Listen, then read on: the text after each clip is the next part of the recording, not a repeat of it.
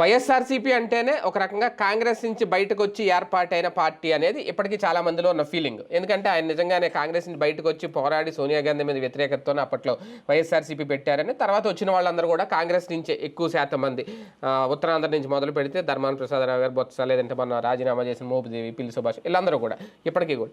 అయితే ఇప్పుడు మళ్ళీ అంటే అప్పుడు ఎక్కడి నుంచి అయితే వచ్చారో మళ్ళీ అక్కడి నుంచే రాబట్టుకుంటున్నారా? తాజాగా పార్టీ నుంచి అందరూ వెళ్ళిపోతుంటే శైలజానాథ్ గారు వచ్చి చేరడం, ఆయన కూడా రాయలసీమకు సంబంధించి కాంగ్రెస్ పార్టీ సీనియర్ నేత, మాజీ మంత్రి, పీసీసీ చీఫ్గా కూడా చేసిన వ్యక్తి. అలాంటి వ్యక్తి ఇప్పుడు జాయిన్ అవ్వడం, త్వరలోనే ఇంకా కాంగ్రెస్ పార్టీ నుంచి చేరికలు ఉంటాయి అంటూ అంబటి రాంబాబు గారు లాంటి వాళ్ళు కూడా ఓపెన్గా ఒక స్టేట్మెంట్ ఇవ్వడం. అంటే కొత్త రక్తం ఎక్కించుకునే పనిలో కొత్త దారి వెతుక్కుంటున్నారా జగన్మోహన్ రెడ్డి గారు?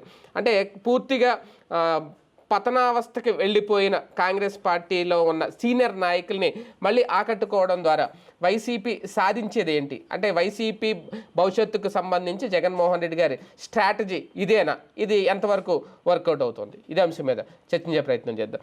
సార్, పార్టీ పరంగా ఓడిపోయినా పార్టీ బలహీనపడిందా, లేదంటే ఇంకా బలోపేతం చేసుకోవాల్సిన అవసరం ఉందా అంటే ఖచ్చితంగా ఉందనే అనుకోవాలేమో. కాకపోతే కంప్లీట్గా కాంగ్రెస్ని టార్గెట్ చేసో, లేదంటే కాంగ్రెస్లో ఉన్న సీనియర్ల అవసరం వైసీపీకి ఏమన్నా వచ్చిందా?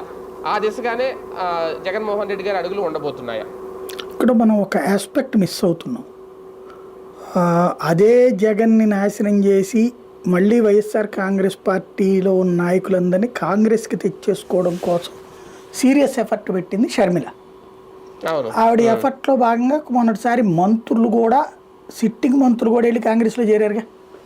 అట్లాగే కొంతమంది ఎమ్మెల్యేలు చేరారు కదా, సిట్టింగ్ ఎమ్మెల్యేలు కూడా. అదే ఎన్నికలకు ముందు. దాంతో వైసీపీ వీక్ అయిపోతుందని ఆశించింది కాంగ్రెస్. ఆఫ్టర్ ఎలక్షన్స్ ఆ కాంగ్రెస్ పార్టీలో ఉండడం ఇక దండగాని డిసైడ్ అవుతున్నారు ఆ కాంగ్రెస్లో ఉన్న సీనియర్లు. ఎందుకంటే 2014 వరకు కాంగ్రెస్ అధికారంలో ఉంది, మనం మర్చిపోతున్నాం. అది 14 దాకా అధికారంలో ఉంది, కేవలం 10 ఏళ్లే పోయింది దానికి అధికారం. అయితే ఈ 10 ఏళ్లలో సున్నాలో ఉంది. వాళ్ళకు ఒక హోప్ ఉండేది, ఇవన్నీ తాత్కాలికము, ఇంకా మనం మళ్ళీ పెరుగుతాం, మళ్ళీ వస్తాం, మళ్ళీ కాంగ్రెస్ పుంజుకుంటుంది అనేటటువంటి. ఇప్పుడు బాగా పాపులర్ లీడర్లు చాలామంది ఉన్నారు. ఇప్పుడు చింతామోహన్ గారు, లేకపోతే హర్షవర్ధను, పల్లం రాజు, కిల్లి కృపారాణి, ఉండవల్లి అరుణ్ కుమార్, ఇట్లాంటి వాళ్ళందరూ కాంగ్రెస్. అంటే ఉండవల్లి ఇప్పుడు రాజకీయంగా లేడు కదా, ఇటు కూడా మిగతా వాళ్ళందరూ ఉన్నారు. కాకపోతే అక్కడ సమస్య ఏమైపోయింది కాంగ్రెస్ పార్టీకి సంబంధించి అంటే ఇక పుంజుకోదనేది తేలిపోయింది.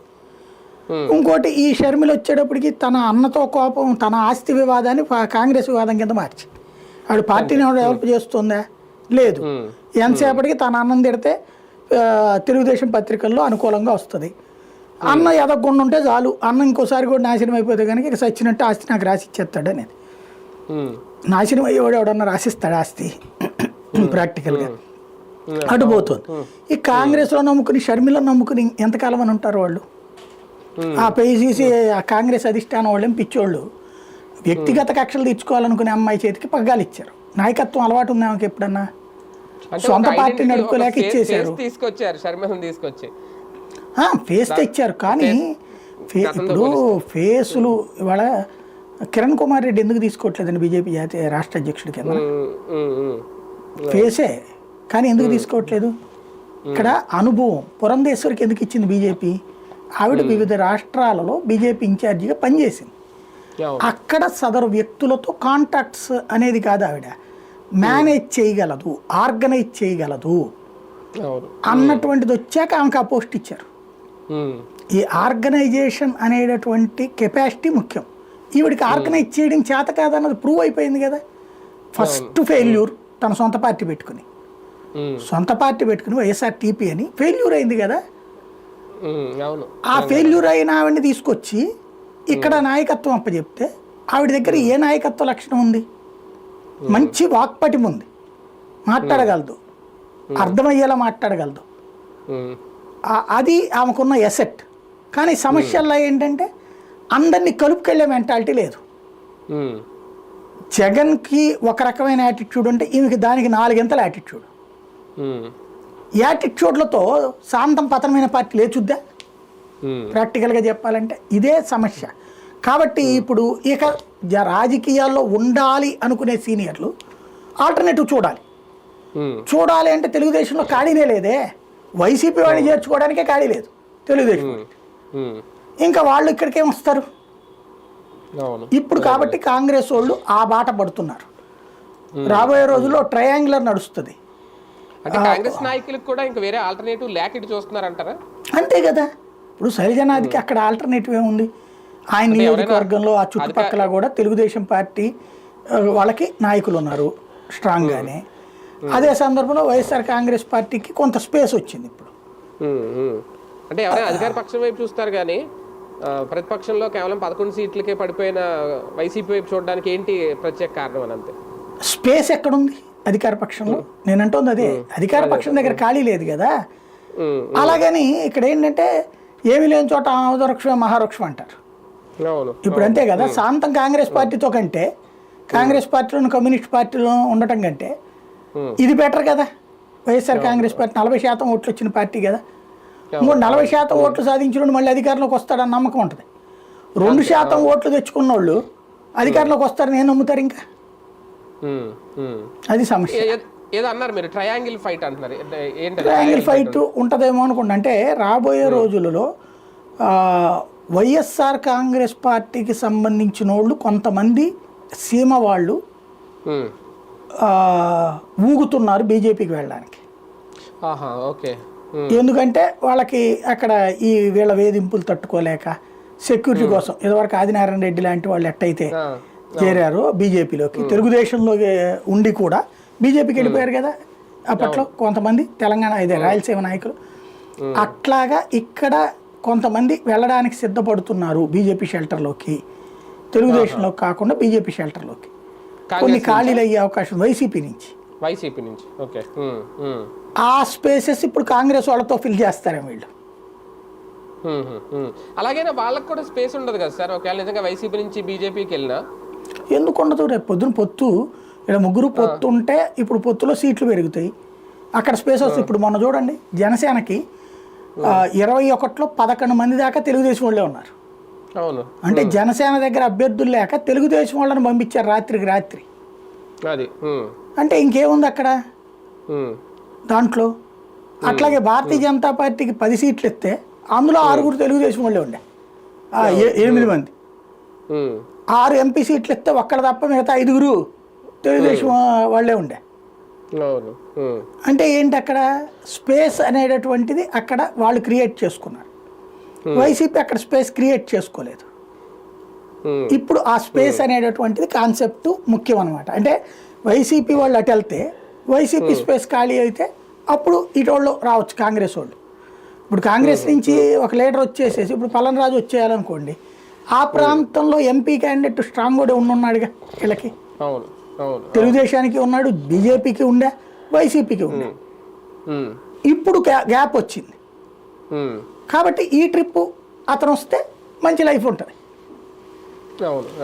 ఇంకోటి ఏంటంటే మొదట్లో జగన్ గెలిచున్నటువంటి ఇగోతో ఉంటాడు కాబట్టి వీళ్ళని లైట్ తీసుకున్నాడు, వీళ్ళని తెప్పించే ప్రయత్నం చేయలే. ఇప్పుడు జగన్ కూడా ఓటమి తర్వాత కొంత కంట్రోల్ అయ్యి తగ్గి ఉండేటప్పటికి ఇప్పుడు ఈ లీడర్లు ఏమంటే నేను సోవాడిని తెస్తాను, వాడు స్ట్రాంగే కాంగ్రెసే, కాకపోతే మన దగ్గరకు వస్తే పనికి వస్తాడు, మనకి ఒక ఫేస్ ఫెమిలియారిటీ కావాలి నియోజకవర్గానికి, అది క్రియేట్ చేసే ప్రయత్నం చేస్తున్నారు అన్నమాట.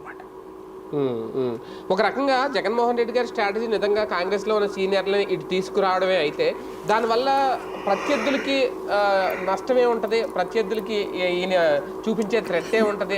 టీడీపీ నుంచో లేదంటే జనసేన నుంచో వస్తే ఓకే, పక్కన ఉన్న పడిపోయిన కాంగ్రెస్లో ఉన్న నాయకులు తీసుకురావడం వల్ల కలిసి వచ్చేది ఏముంటుంది భవిష్యత్తులో వైసీపీకి? ఇక్కడ మిస్ అవుతున్నది అదే, ఈయన తెచ్చుకోవట్లా, వాళ్ళు వస్తామంటున్నారు. వస్తానన్నోండి ఏ నాయకుడు వద్దంటాడు బేసిక్గా. ఆ తర్వాత వాళ్ళ సామర్థ్యాన్ని బట్టి పోస్ట్ ఇవ్వాలా ఇవ్వక్కర్లేదు తర్వాత డిసైడ్ చేస్తాడు. వస్తాను బాబు నేను దగ్గరకంటే వద్దని ఎందుకు చెప్పాలి ఇప్పుడు? అంటే 10 ఏళ్లుగా కాంగ్రెస్ నాయకులు ప్రజాదరణ కోల్పోయి దూరంగా ఉన్నారు కదా సార్. ఒక రకంగా ఫేడ్ అవుట్ అంటున్నారు కదా, పార్టీని ఫేడ్ అవుట్ నాయకులు అంటున్నారు కదా. ఫేడ్ అవుట్ నాయకులు రావడం వల్ల ఏంటి అనేది? నాయకుడు ఫేడ్ అవుట్ వేరు, పార్టీ ఫేడ్ అవుట్ వేరు. కాంగ్రెస్ ఫేడ్ అవుట్ అయింది, లీడర్లు ఫేడ్ అవుట్ కాల. కొంతమంది లీడర్లు ఇప్పటికి కూడా గౌరవం పొందుతారు. ఇంకోటి ఏంటంటే ఆయా నియోజకవర్గంలో ఫెమిలియారిటీ ముఖ్యం. ఇప్పుడు ఓ పల్లన్ రాజు రాష్ట్ర వ్యాప్తంగా దేశవ్యాప్తంగా తెలుసు, ఒక చింతామోహన్ దేశవ్యాప్తంగా తెలుసు, ఒక శైలజన దేశవ్యాప్తంగా తెలుసు, రఘువీరారెడ్డి అందరికీ తెలుసు. తులసిరెడ్డి అందరికీ తెలుసు.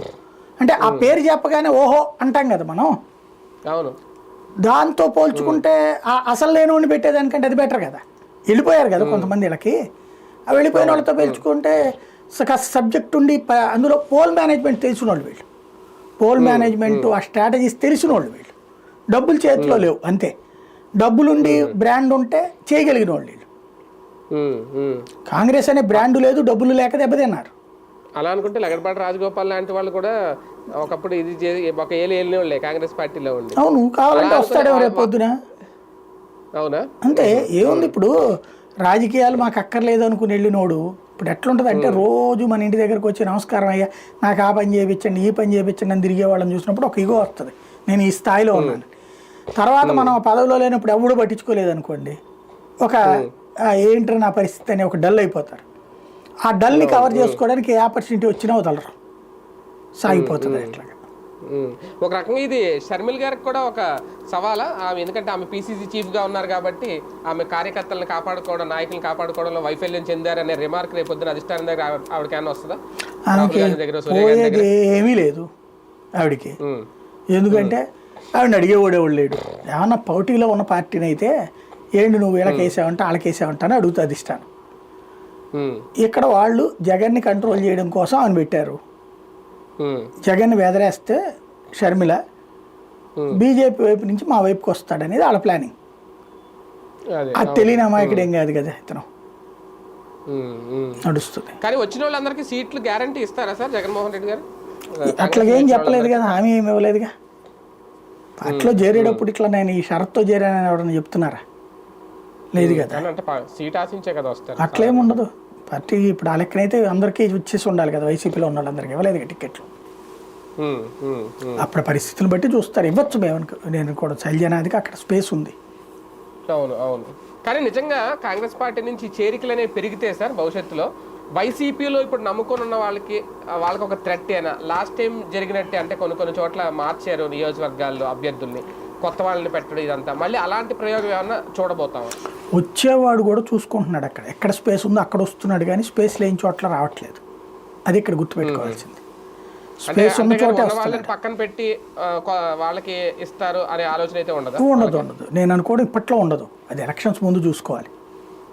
అదే కదా. అంతే. రైట్. చూద్దాం. మొత్తానికి జగన్మోహన్ రెడ్డి గారు ఇది ఒక కొత్త ప్రయోగం ఏమన్నా మొదలు పెట్టారా? నిజంగా కాంగ్రెస్ పార్టీ నుంచి సీనియర్లను ఆకట్టుకునే ప్రయత్నం, లేదంటే వాళ్ళు వస్తానంటే వద్దనకుండా ఇమీడియట్గా చేర్చుకోవడం, ఇది వైసీపీకి మంచి పరిణామమేనా, కలిసి వచ్చే కాలమేనా?